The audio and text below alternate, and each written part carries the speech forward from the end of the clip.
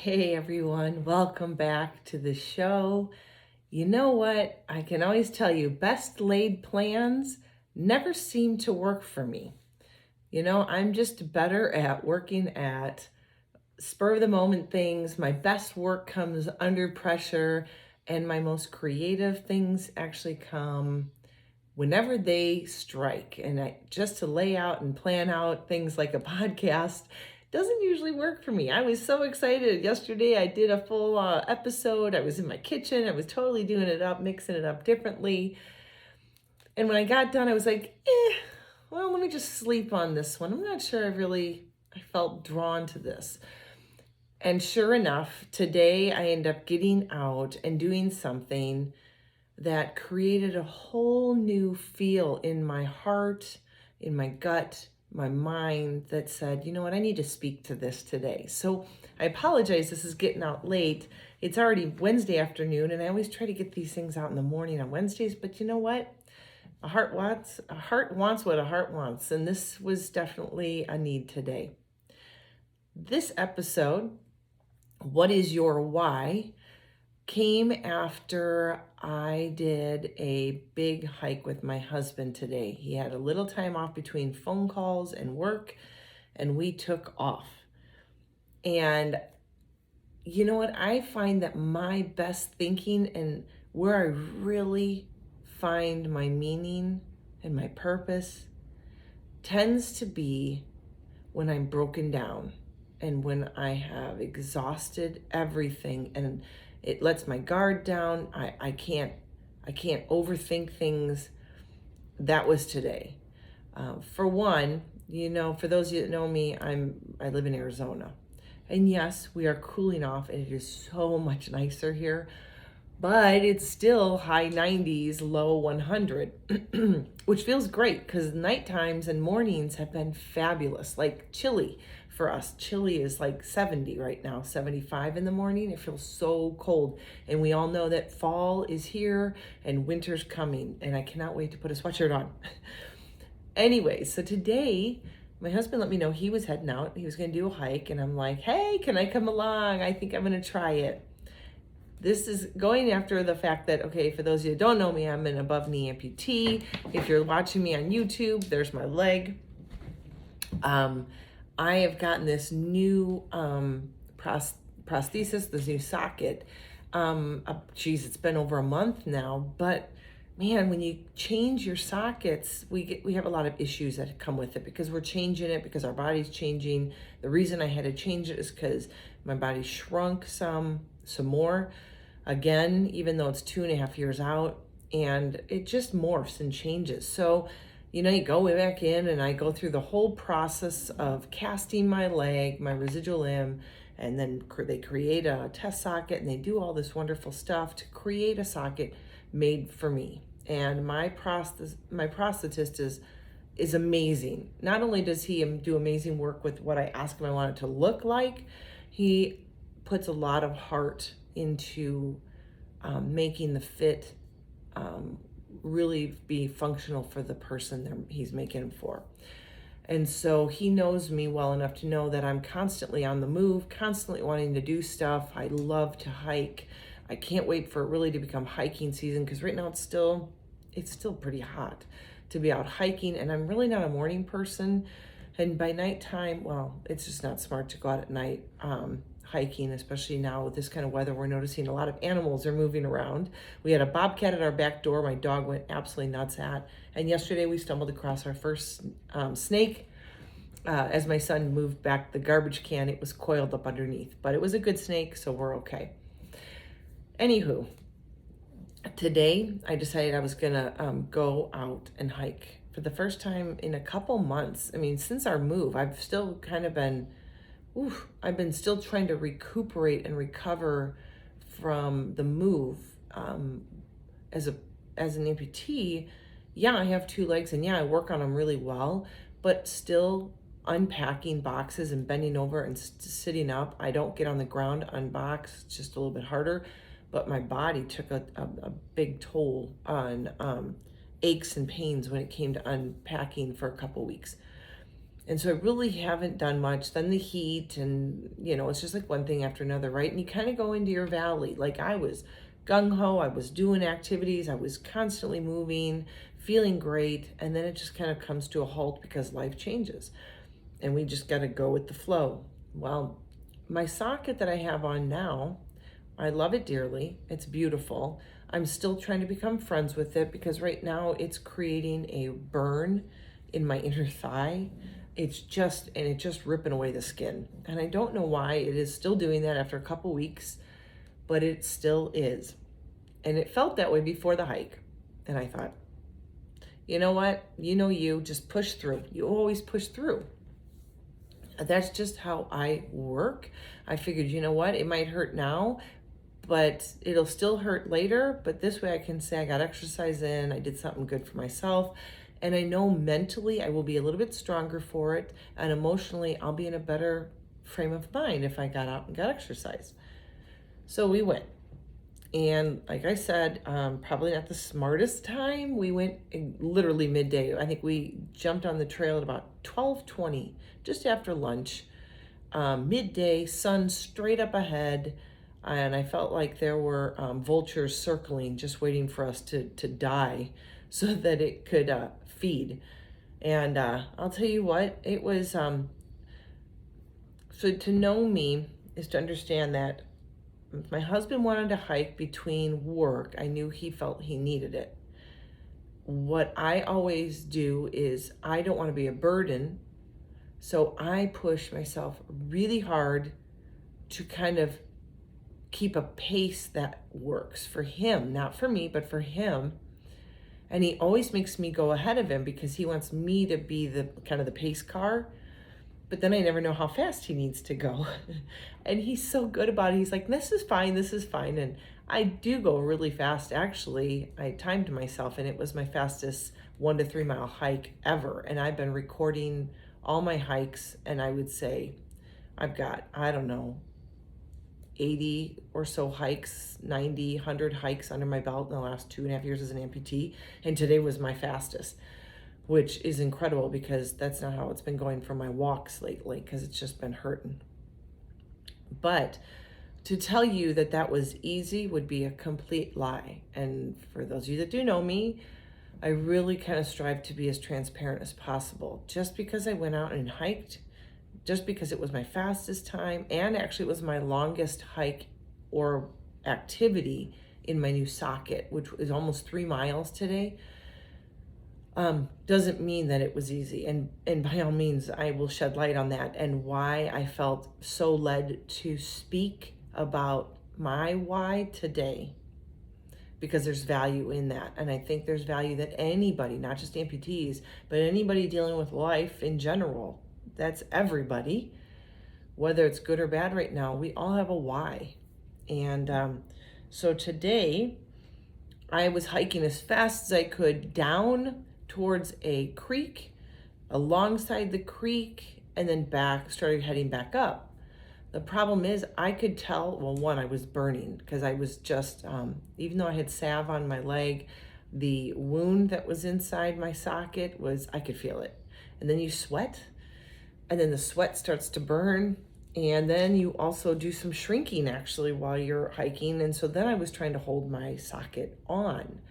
For those of you who don't understand that, basically our socket fits one way in the morning. And if you're really, really active, basically it squeezes out all the fluids that may have accumulated at night, or maybe while you're walking, like I'm crutching around in the morning to get my son off to school, my dog fed, and then maybe my hair or makeup done. Not today, obviously, but in that whole time, blood and fluids are, gravity is pulling them down into my leg. Well, after you hike, especially in this heat, the hiking itself plus the heat totally flushes out fluids. And then the next thing you know, between the slippery because of sweat and the change in your volume of your leg, your socket is a little looser than it was when you first started hiking. So you deal with that. So then you deal with that plus the burn, and it was just a cluster for me. But I'm the kind of person that loves a hard mental challenge, which tends to also be a very big physical challenge. I like challenges. That's just how I run. And so I thought, okay, you got to keep going. You got to keep going. I knew he had to be back at a certain time. He was watching his clock. He had a phone call he had to get to, and I didn't want to let him down. And he never puts pressure on me, but I do it. It's all self-inflicted. However, the trek back around this big loop had several very large hills to climb. And I don't know what I was thinking, but I didn't put my hiking boots on because I was thinking, oh, it'll be a quick one. Yeah, it still was a quick one, but it was really, really tough. And the shoes I'm wearing have absolutely zero traction. And out here, everything is gravel. So going uphill and you're trying to step and push through, I was slipping. It was crazy. But I kept pushing, I kept pushing. Then I realized how hard I was breathing. I could feel my body working overtime. I was heating up really bad. I could tell my whole body felt like it was burning in the sun. And my socket was on fire because this plastic, the material they use, it's dark, it's painted dark, and then it's spray painted again, and then it's a dark plastic liner. Gets so hot and it holds the heat in that there was never a chance for my leg to feel a cool breeze or to cool down, nothing. It just held in the heat and kept cooking my leg. And that was really, really tough on me, like more so. And I think more so because it's been a couple months since I've really pushed myself physically. And so you push yourself physically. I was really working hard. It was an aggressive few climbs. The heat was right above us, the sun above us. The heat was high. It was intense. I mean, it was really, really intense. Then if you've listened to any of my other podcasts, I started to implement some of the things that I always tell you guys to do. What is your self-talk? Because I kept thinking, oh my gosh, my leg is burning. The sore is hurting. Oh my gosh, I'm dying here. And then I was realizing how negative I was becoming. All the while, my husband's trying to distract me. I could tell he's totally trying to distract me. He's trying to talk about something. He goes, hey, how are those shoes working? And I tried talking, and I finally was like, I gotta focus because at any given time, I could totally go off into la la land and trip. I mean, a lot of our rocks, yes, there's pebbles that make you slip, but there's even more so, I call them icebergs, because there might be a little tiny rock on the surface of the trail, and I've hit those rocks, and it doesn't move. I'm the one that moves, and I don't move in a good way, because like 90% of the rock is actually embedded in the trail and it's not going anywhere. And so I have to constantly remember to step. I actually trip up on my good leg a lot because I'm working so hard to get my prosthetic up that by the time I come through with my normal leg, it's just so tired it gets lazy. So I was like totally mentally into my game here, trying to get my head right, because I knew we were getting close, but I knew there was still a couple big climbs. We've done this one before. And I'll tell you what, I thought I was going to die. I'm not kidding. I finally started going, you know what? If I pass out here because I'm breathing so hard, he's not going to make it back for his call. And if he leaves me to run back to his call and get my son to come pick me up, because my son had a half a day today, he would never find me and I'd be stuck. So I was like, there's no option. You have to finish this. How do you finish it? You finish it strong. You finish it positive. So then I started talking to myself, and it was kind of mumbles under my breath. My husband was like, what? And I'm like, never, just talking to myself. He's like, okay. And I'm just like, you got this. You got this. Come on. And I was telling myself to slow my breathing down, because I would start to hyperventilate if I kept breathing the way I was. And if I hyperventilated, I was afraid I'd pass out. So we get to that point, and all of a sudden I thought we were just about done and realized there was still one more mountain to climb, one more big hill to climb to get to the car. I thought it was like, oh my gosh, I thought this was the one. Have you ever done that where you're like, we're there, we're there, we're there. Oh no, there's one more thing to do. And I was burning in my thigh where my leg was rubbing raw, and I was breathing hard and I was trying to slow my breathing down. I was trying to get a grip. I'm like, come on, you're fine. You're fine. Use your legs more. Stop using your arms, because I use poles. And my hands were starting to hurt because I was gripping so hard. And I just had to slow myself down. And needless to say, I made it to the car. Obviously, if I'm here talking to you, I made it. Yay. But I literally had to bend over. First I thought I was going to puke. I was like, no heat stroke, please no heat stroke. But then I was like, I'm going to pass out. Didn't. I got into the car, got into the seat, sat for a little bit and went, oh, thank God it's done. And it took a little while for my heart rate to come down. But I'll tell you what, again, the reason I do what I do is I was like, yes, you did it. You made it through. And my husband's like, we did that in less than an hour. So I did almost 3 miles hiking in less than an hour, which is huge. And it was my best time. So I'm always competing with myself. I was so happy to see that because I was kind of feeling like I was stuck in a rut. All my walks have been kind of painful. Walking is different than hiking, because walking, I hit the same points every time. Every step is exactly the same. With hiking, you're constantly maneuvering your feet to step over rocks, and climb, and you get different feels. And I don't mind having a hurt here and there once in a while, zing me or something. With hiking, it just is once in a while, and you can live with that. So I was really happy because I was kind of feeling a little bit down in the dumps the last couple weeks because it just wasn't improving like I wanted to. So this was a win for me, although it was grueling. Mentally, it was really a good challenge for me because I had to turn my thinking around while I was hurting, physically, mentally hurting. Excuse me. And I also push myself beyond my limits. I think the furthest I'd walked since our move and my new socket in the last couple of months was 2 miles. So this put me almost to 3 miles, and that just made me feel really, really good. And so then I can come back and I'm like, yeah, didn't die, so that's good. And I, broke a record of my own, so that's good, personal best. That's awesome. That's the win-win. But what ends up happening with me is after I'm completely broken down, beaten down, exhausted, and have no more energy left to do anything in any way, shape, or form, that's when I get to the heart of what's going on. First, the tears, because I was like, wow, I did it. I'm tired. I'm feeling a little broken now, but I know that I will be better for it.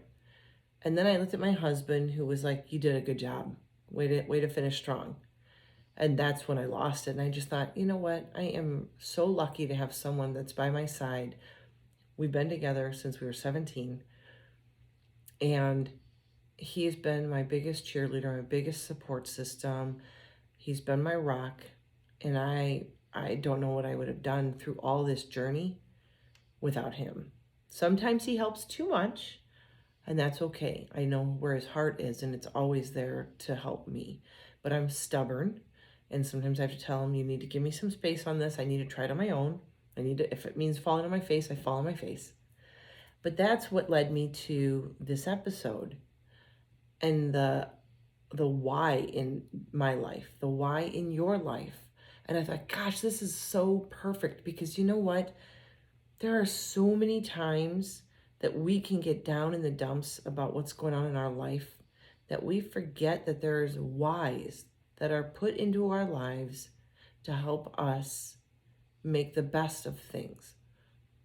And so today I actually posted on my Instagram and my Facebook account a picture of my family, my 2 sons, my husband, and I said, thank you for being my why.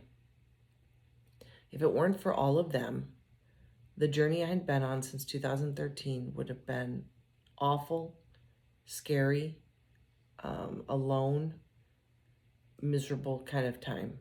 And instead, they gave me a reason to get up every morning. They gave me a reason to try new things. They gave me the challenge I needed to be the best I could be. And I am so, so grateful for that. The why in your life is the purpose in your life. Everyone has a purpose. Sometimes it's really hard to see. It's kind of like seeing the forest through the trees kind of a scenario. But you need to stop every once in a while, especially when you're struggling in any shape or form, and just ask yourself, what am I here for? What am I doing this for? Sometimes that helps you get out of a rut. And for me, what I've tried to express to people I've talked to about going through amputation is whoever is there for you, whoever your support person is, your support system, please don't forget them in the midst of all of this. Because if you're struggling, it's hard on them. They're struggling. If your support really cares about you and loves you the way they should and the way you deserve to be, when you struggle and they see it, it hurts them. And they want to fix you. And they want to help you.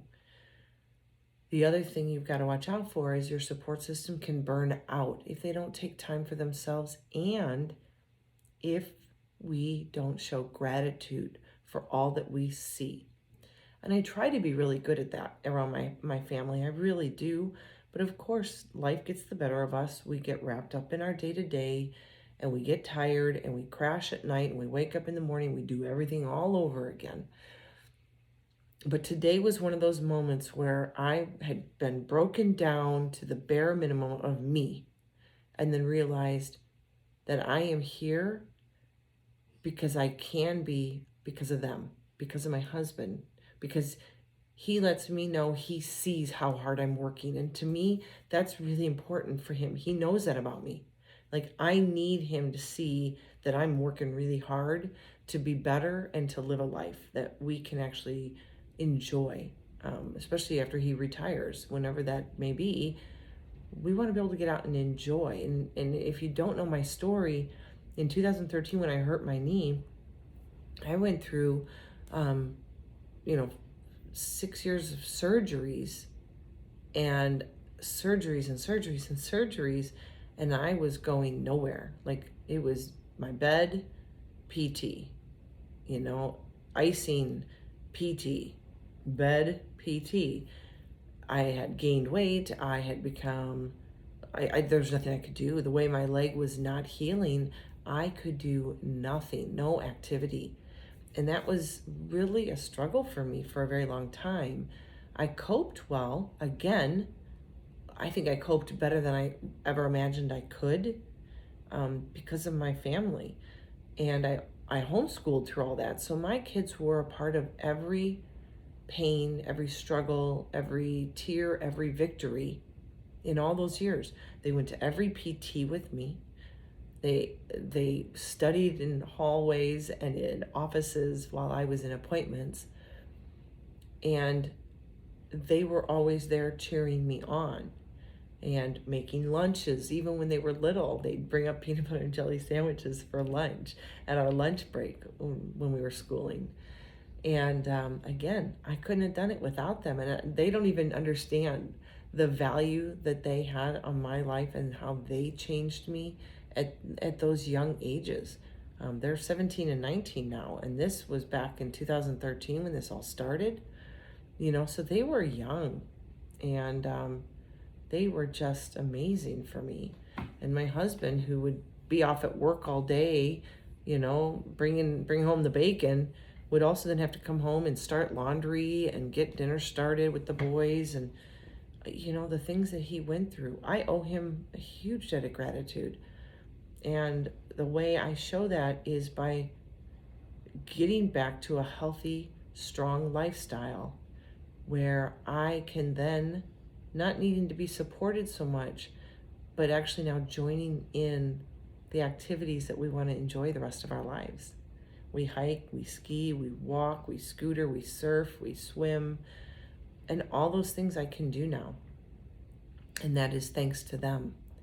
So my why, what gets me out of bed every day, is the things that mean the most to me. And I know my purpose in life right now is to enjoy this moment for what it's worth, for everything it's worth. I don't miss a beat. Every morning, I watch my kiddo drive off to school, and I let him know how much I love him every morning.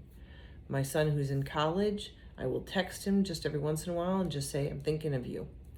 And my husband, today was the moment where I just looked at him in tears and just said, thank you for everything you've always done. You've always been there. And I will lose it again here. All right. It is my passion. I am very passionate about the people that I'm surrounded by, even the friends that have grown to be like family to me here in Arizona. I couldn't do life without them, and they always check in on me and see how I'm doing, or let me know that they're so proud of where I've gotten to. And I'll tell you what, there's nothing that feels better than to know that people can recognize how hard the life is that I've been dealt, but they see that I do it with a smile on my face, with faith stronger than any mountain that can be in front of me. And that's important. So, what is your why? What makes you get out of bed every morning? And if you're struggling to find that, I would challenge you to spend some time in reflection and some quiet time to find out what's important. Because when you realize what's really important to you, something you would, or for someone you would do anything for, that may help you get out of bed in the morning. That may help you get through the struggles that you're going through, whether it's a medical struggle or a relationship struggle or whatever. Sometimes your why is the job you have. Sometimes your why is, siblings, your family, a good friend who you see struggling, and the least you can do is push forward for that person. But find your why. Find your purpose.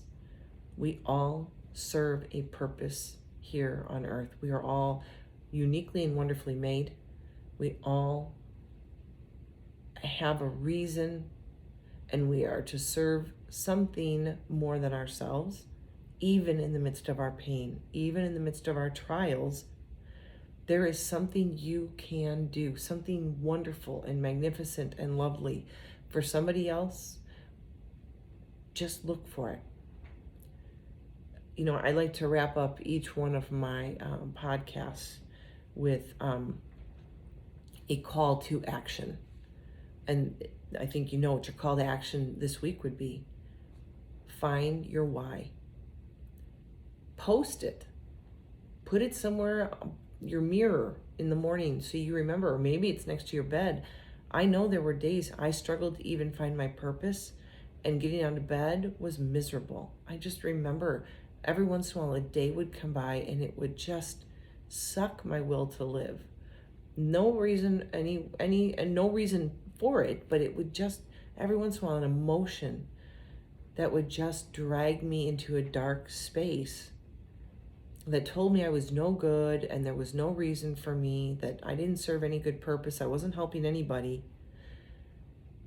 Maybe you're that person, and maybe you're going through that right now. Put a Post-it note right by your bed that when you wake up in the morning, maybe even add a picture. Like for me, if it's my family, which it is, maybe I put that picture of all of us together just recently golfing together and enjoying time together. Especially when we're all in separate worlds, kind of college and full-time high school and podcaster and worker. We all stopped to take time one day and we did a selfie. And that is something that I would put next to my side of the bed, so that when I open my eyes in the morning, that's my purpose. Whether it is to make their life a little bit better, to let them know that they are loved dearly no matter what happens in life, to show that you see the good that they've done all these years for you, whatever it is. So your call to action is find your why. And I would really love to hear from you. You can reach out to me on my website and tell me what your why is. You can email me from there. My email's on there. You could put it out on Instagram. I have one of my Instagram accounts is BA Warrior 360. So you could post it there. I'd love to hear your why. I want you to find it. I want you to really embrace it.